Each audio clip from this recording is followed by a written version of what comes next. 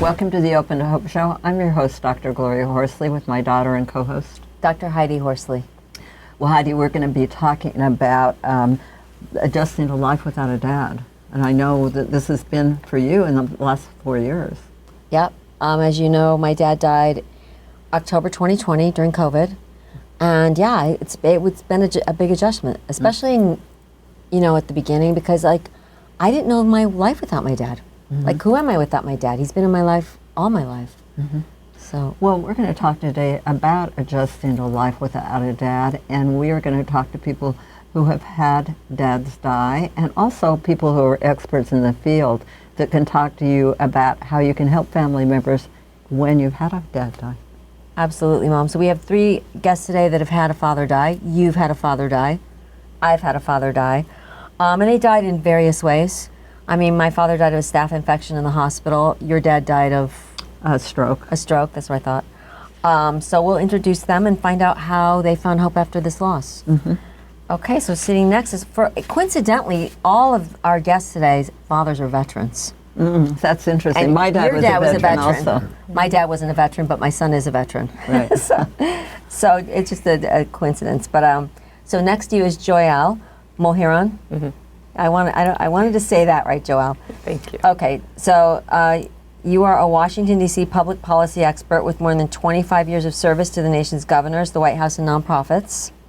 In 2010, your infant daughter died from a terminal illness, and your father, a veteran, died during the COVID-19 pandemic. Joyal has created Evermore, an organization dedicated to providing holistic bereavement care to children and families. So welcome, Joyal. Thank you. Thanks for having me. And next to you is Dr. Eric Brewer. Yes. Eric is founder and senior pastor of Church Global Ministries. You are a COVID-19 survivor and widower. Your wife Holly died, and you are now remarried to Tiffany Williams. Yes. Your father died in 2008? 2008, December 20th, 2008. December 20th of 2008 of a heart attack. Yes. And you have written your doctoral dissertation, which was entitled Healing Hidden Wounds, the Resilience of Black Men and the Impact of Their Spirituality Upon Their Grief Recovery. Yes. Eric founded and leads a national weekly support group for Black widowers. Yeah. Welcome, Eric. Thank you. And next to Dr. Eric is Dr. Jill Harrington. Hi, Jill. Jill's been on our show before, as you know, Mom. She is an assistant professor of social work at Marymount University.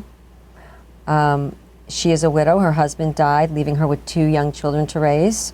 She has a private practice in Washington, D.C., and her fiancé is David Carey. Wonderful guy. She is on the advisory boards of Hospice Foundation of America, Autism and Grief Programs, and the Tragedy Assistance Program for Survivors. Your dad dies of prostate cancer, and when did he die? 2015. 2015. On my sister's birthday. Wow, on your sister's birthday. And I know you've also lost your mother. Yes, she died 14 months later 14 months later. from COPD. Okay. And you are the creator and lead editor of the book Superhero Grief, The Transformative Power of Loss. My mom has a chapter in it, and you have a new book coming out. And so does Joyal, and Eric has one in the upcoming. But the book was actually dedicated to both my parents. It was my narrative therapy, really, after the loss of both my parents and pretty much a year apart from each other. Wow. You know, what comes up with me with this, Heidi, with everybody, and thanks for being on the show today, is that we as adults have lost fathers, right? Yes. This is a very minimized loss for adults because we think, oh, you're an adult, you've lost a parent, big deal. You know, we focus on kids losing parents, families, how do we help young kids and all that kind of thing. But it is a big problem as adults getting the kind of support we need for a loss that is big to us. I agree with you, Mom, because in my case, my father lived a long life and he lived a good life, but that doesn't mean I don't miss him. And that doesn't mean that I didn't have to adjust, and that doesn't mean that I didn't have to say, wow, who am I going to call and share things with, and who am I going to make proud now that he's gone? So I would absolutely agree with that statement. It's minimized and disenfranchised. I lost both my parents in the course of almost a year, and I felt like an orphan. And sometimes I actually still do. I still remember when my mother died, a week before she was put in the hospital, saying to me, we were having a conversation and she was crying and I kind of just gave her permission. I said, Mom, it's okay, because she had COPD, she was really suffering. She said, it's not okay because you just lost your father. I don't want to leave you girls alone in this world as orphans. And I felt orphaned at 46 years old, losing both my parents back to back. But there's no place in society that really, in a way, I felt that way, but is kind of disenfranchised and not recognized. So, truly the definition of an orphan is someone under the age of 18. And, someone who, I think the orphan is the person who needs nurturing and mentoring, but I still felt that way. I felt like I had and actually coming here to the studio, I'm originally from New York. My dad had worked here as a fireman many years ago, but then he got into the operations side of building management. He worked for a company called Mendick Realty, which then got bought over by Vornado. And as a kid, I was really lucky to be at the top of buildings watching the fireworks on 4th of July. But as I came up through Penn Station, the city always reminds me of my dad because he worked here. And I'm coming up from Penn Station, and right in front of me was 2 Penn Plaza with, they had scaffolding that it says property of Vornado company. And I just started crying when I came off.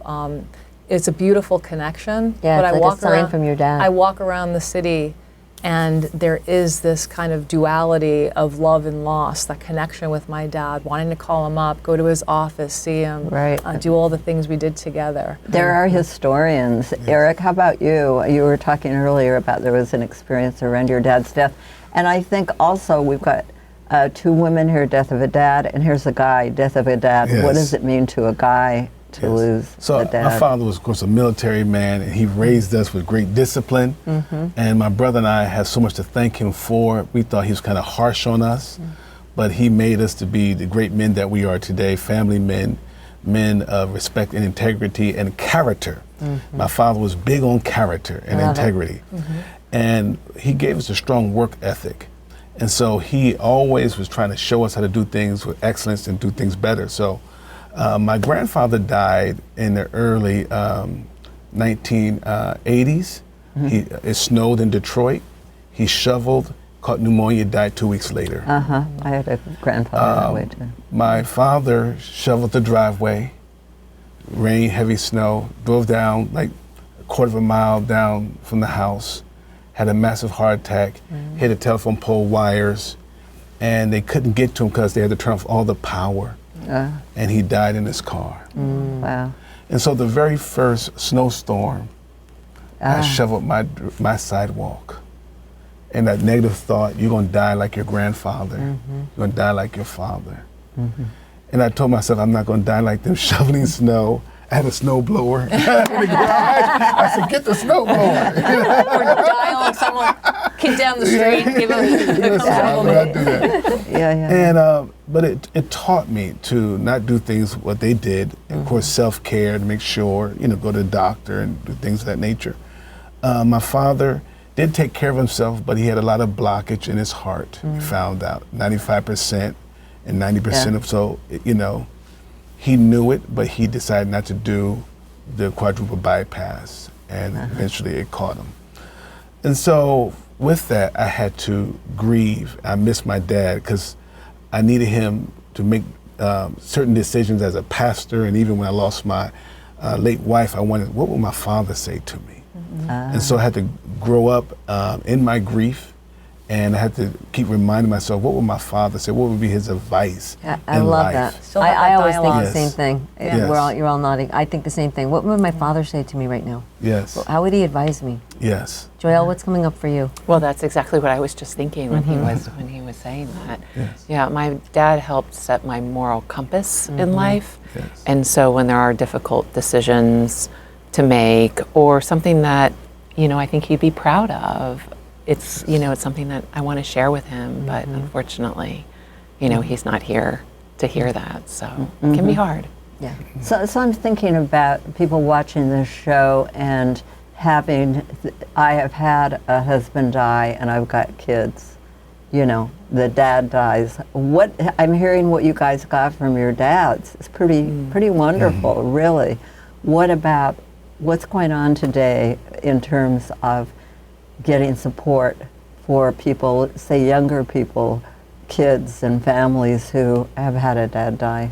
I know you're working on some of that, and I know, Pastor, you are, and you've been involved, Jill. I think there's a lot out there for children.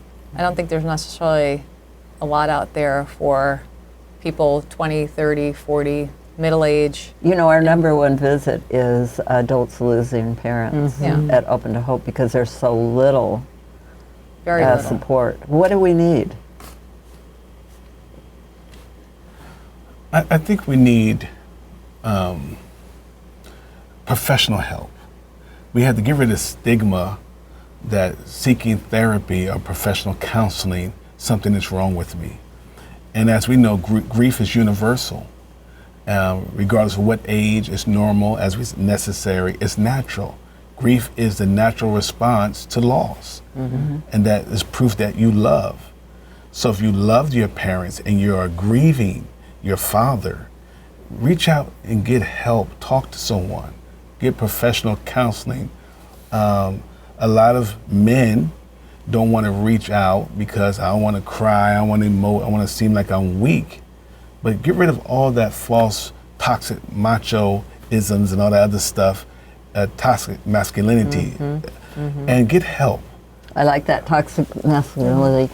Well, I think this comes up with something your organization works with, and that how do you fund these things? And you know, you say get therapy, people don't have the money. I mean, I think peer support is kind of what you're doing. Well, what I was going to offer too, I think just having these conversations in public and normalizing that we all have losses, including our parents. And I think that's, I will say, the first step in sort of bringing that issue more out of the shadows. And certainly you're having a lot of people visit your website to learn more. One of the issues that we're working on in Washington, D.C., I think to your point, is that for children who are under the age of 18 and who lose one or both parents, right now we know the majority of children, parentally bereaved children in the United States, are not receiving the Social Security benefits that their parents paid into. And that is one of the most generous federal benefits there is. And as a result of the families not receiving those funds, children who've lost a parent are more likely to attain less in school, live in greater poverty, and then earn fewer wages for the rest of their life. And I'll tell you, I think this is a shocking statistic, that if we were, as a nation, to confer the outstanding benefits that right now are not being offered or provided to these children, these eligible children, it's as high as $15 billion a year. That's a lot of money for families. Wow. And I would just say to any of your viewers or listeners, if you know someone who's under the age of 18, a child who has lost a parent, they may be eligible for Social Security benefits that their parents earned. And it is important to call the Social Security Administration and see if they are eligible and if they can have those benefits conferred onto them. Interesting. I'm wondering for Joe, because you had kids under 18 when their dad died, your husband, your former husband. You went to TAPS, right? I mean, tell us a little bit about TAPS, what it is and how that helped them, because I know they were involved in those programs. Sure. So TAPS is the Tragedy Assistance Program for survivors, and it's for families that have lost, families or anyone who've lost a loved one in military service. So they had it's called the Good Grief Camp. And that's where my children really found a place to be able to really attend to their grief. I had been working, we started off in a peer support group called Peter's Place in Philadelphia, but then we wanted a little bit more specialized understanding of what it was like to have a military family member die. There are different things that influence some of our grief, but we did not experience that issue that you're talking about. That's why my jaw is kind of dropping, neither one of my children. I'd like to say that I think that some people do really benefit from professional therapy and help, but I think what would be really great for adult loss, because we do have a lot of services geared toward children and families, but for adults like ourselves that lose a parent maybe later in life, is I think just having the spaces, whether it's a peer support group, a church group, not everybody needs therapy, some people do, but that openness, like you were talking about, that I'm grieving, I'm hurting, but I think having the spaces that give permission to say this is an enfranchised kind of grief. You know, when my parents both died, and when my dad died, you know, it's hard to find grief support groups specifically for the adult loss of a parent. And so I think saying that, because you know your parents are supposed to die before you, that's sort of part of the natural order. Yes. And as much as, like you said, your dad had a long life, it doesn't mean the loss doesn't hurt anymore, but there's really no place to talk about that and get support around that. And you can also have had a terrible relationship with your father. And I could talk And to that. that is one where you may not have a chance to work it through, and you thought you'd be able to do that. Yeah, I was very fortunate. And you can't, you know. In my teenage years, my dad and I'm sorry to interrupt, but I didn't have a terrible, but my parents went through a divorce, and so it kind of ruptured my relationship with my dad in my teenage years. And my mom, before she died, kind of admitted to a little bit of that parental alienation. But we wound up, why I think our adult relationship was even stronger than when I was a child, was we went through that repair in our 20s, in my 20s. But I do have friends and colleagues who, most recently a friend whose father basically abandoned her and recently died, and she wasn't even named in the obituary as a child of his. And she was really surprised at her reaction to learning that her biological father had died. It was very traumatizing for her to not even be named in the family obituary as his child. Ambivalent relationships can be just as hard to work through. I see them a lot in my practice. You know, Eric brought up something which I think is true. Sometimes there's messages that adult males feel like, okay, I don't want to seek therapy because that's a sign of weakness. And I worked with the FDNY, the fire department in New York, for 10 years after 9/11. And we felt that a lot of the firefighters needed support. They had lost people in the Trade Center, friends, fathers, etc. But, you know, other firefighters, 343 firefighters died. But they were not going to listen to anybody but other men. So what they did is made like public service announcements from the firefighters coming in saying, hey, we're firefighters at the FDNY, we go to therapy, it's okay to go, it's not a sign of weakness. Yes. Which was pretty impactful. And I think also a key point, what Jill just mentioned, is the fatherhood wound. And when it's unresolved and the father dies, now we have a compounded situation. And I've dealt with so many men who have unresolved fatherhood wounds. And then how do you then help them deal with that grief, and they're angry at their father and missing them at the same time?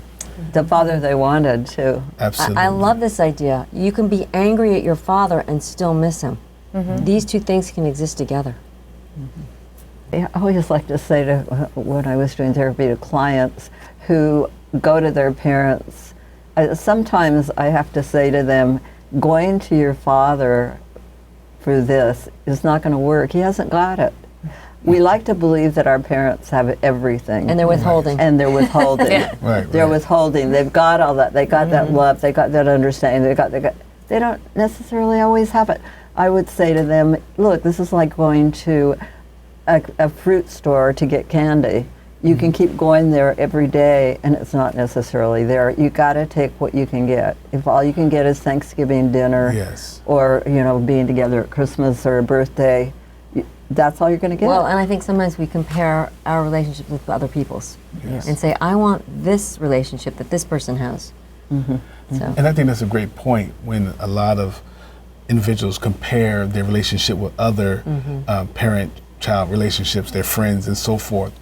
And what I learned, because my daughter had a lot of friends who had absentee fathers, and I ended up being that, I was a pastor, but I was also a surrogate father to a lot of her friends.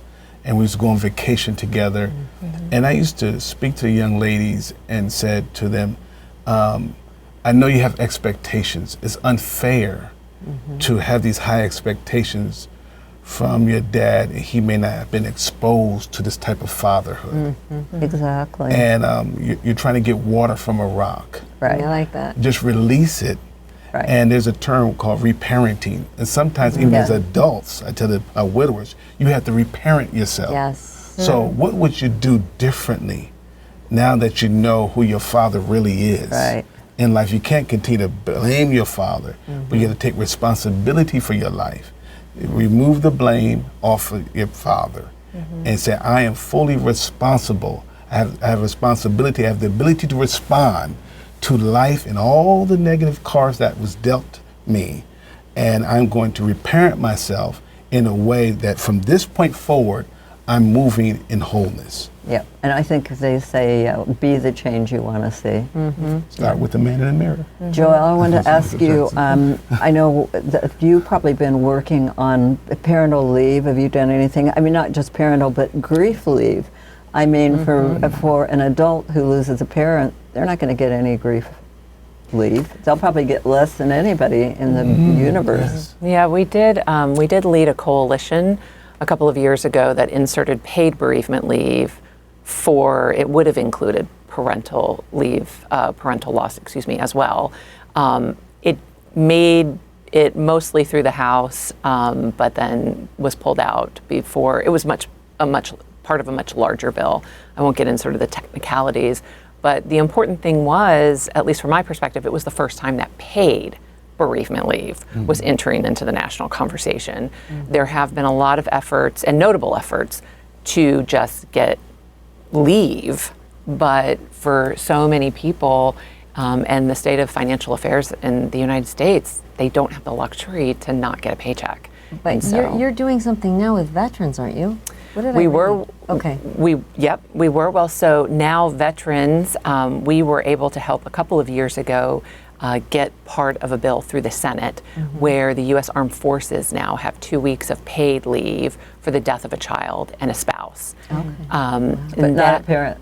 Not a parent. Yeah. They're just, I will say, we Which did is work kind on of that. interesting. We worked on that last year, and there is some pretty extensive guidance that the Senate released. It got through the House, but it didn't get through the Senate, and the Senate released some pretty extensive language as to why a parent wouldn't necessarily qualify. What was their language?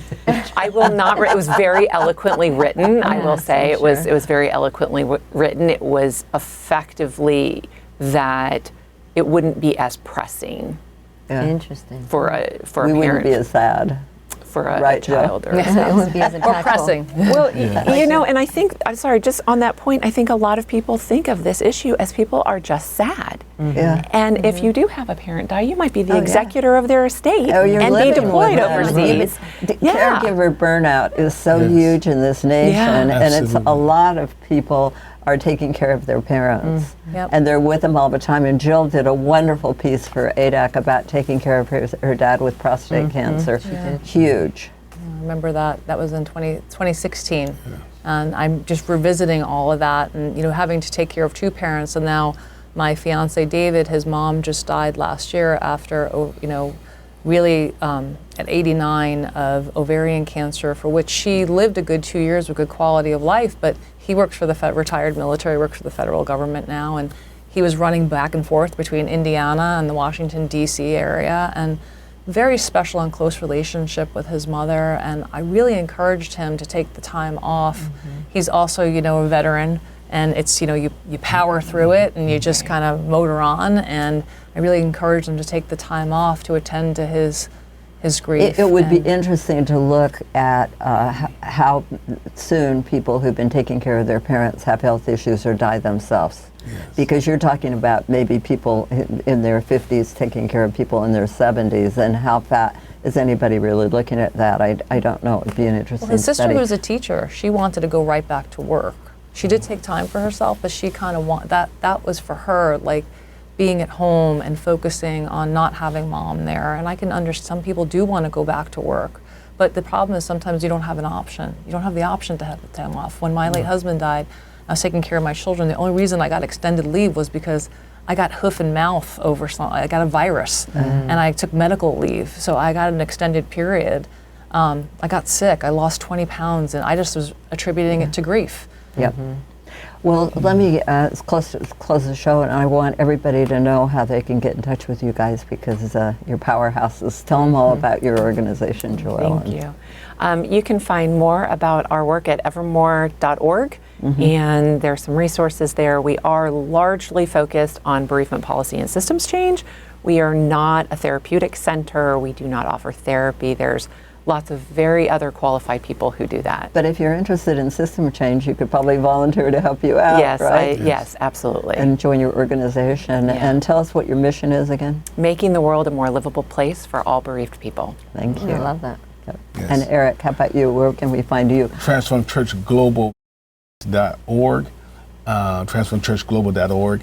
I'm also the founder of Strong Tower, a refuge place for widowers. I have a book that's coming out in 2025 in January, From Grief to Growth, 31 Journey of Love and Loss. From grief to growth, I like that. I love that. Michelle. You could find me, an assistant professor at Marymount University in Arlington. A big shout out for our new MSW program if you're interested in an MSW. Ooh, We're love it. a brand new MSW program, but you can also find me at drjillharrington.com or superherogrief.com. Awesome. So if you got one piece of advice for an adult who's lost their kid, what would it be? Who lost their father? Who's lost their dad? Yeah. Be relentlessly kind to yourself and just give yourself permission to have the feelings that you have. Thank you. Just appreciate every day and tell yourself you're getting better every day. I like that. I would have to agree with Joyal, is, give yourself permission. I still miss my parents every single day. I miss my dad's very Bronx, New York accent. And I lean on that enduring relationship that we were talking about. Sometimes I'll be like, I'll hear my mom saying, "You gonna wear your hair that way?" Or, I hear my dad's kind of sage advice with his Bronx accent going, "Jill, you really want to do that?" So I would say give yourself permission and don't listen to what other people say. You'll get like 3 days of bereavement leave and maybe like a couple of weeks, but you're supposed to just journey on. It's a lifelong process. Absolutely. Yeah. Heidi, do you have any? Oh my gosh, really? Putting me on the spot. Let's see, do I have any advice? For people who've just lost their dad?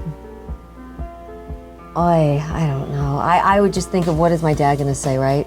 He was the magic, but there is hope again, there is joy again. Yeah. You just, and as my dad always quoted Winston Churchill, and he said, "If you're in hell, keep on going." Heidi and I want to thank everybody for joining us on this show today. And we want to say that if you've lost hope, please lean on ours until you found your own, and God bless.